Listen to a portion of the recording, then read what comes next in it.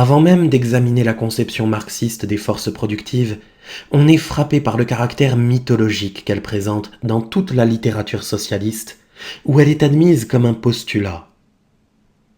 Marx n'explique jamais pourquoi les forces productives tendraient à s'accroître. En admettant sans preuve cette tendance mystérieuse, il s'apparente non pas à Darwin comme il aimait à le croire, mais à Lamarck, qui fondait pareillement tout son système biologique sur une tendance inexplicable des êtres vivants à l'adaptation. De même, pourquoi est-ce que, lorsque les institutions sociales s'opposent au développement des forces productives, la victoire devrait appartenir d'avance à celle-ci plutôt qu'à celle-là? Marx ne suppose évidemment pas que les hommes transforment consciemment leur état social pour améliorer leur situation économique.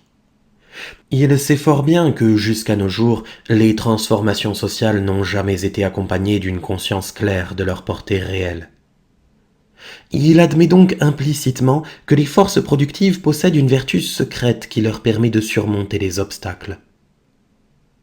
Enfin, pourquoi pose-t-il sans démonstration, et comme une vérité évidente, que les forces productives sont susceptibles d'un développement illimité? Toute cette doctrine, sur laquelle repose entièrement la conception marxiste de la révolution, est absolument dépourvue de tout caractère scientifique. Pour la comprendre, il faut se souvenir des origines hegeliennes de la pensée marxiste.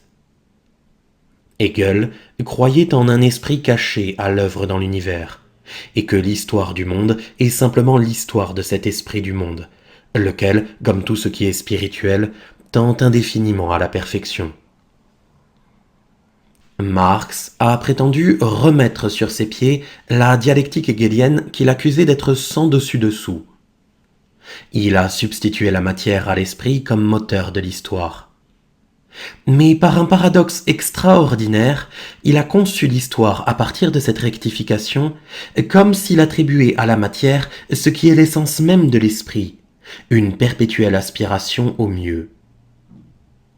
Par là, il s'accordait d'ailleurs profondément avec le courant général de la pensée capitaliste.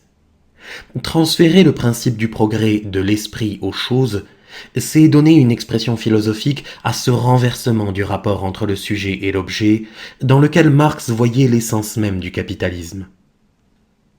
L'essor de la grande industrie a fait des forces productives la divinité d'une sorte de religion dont Marx a subi malgré lui l'influence en élaborant sa conception de l'histoire. Le terme de religion peut surprendre quand il s'agit de Marx. Mais croire que notre volonté converge avec une volonté mystérieuse qui serait à l'œuvre dans le monde et nous aiderait à vaincre, c'est penser religieusement, c'est croire à la providence.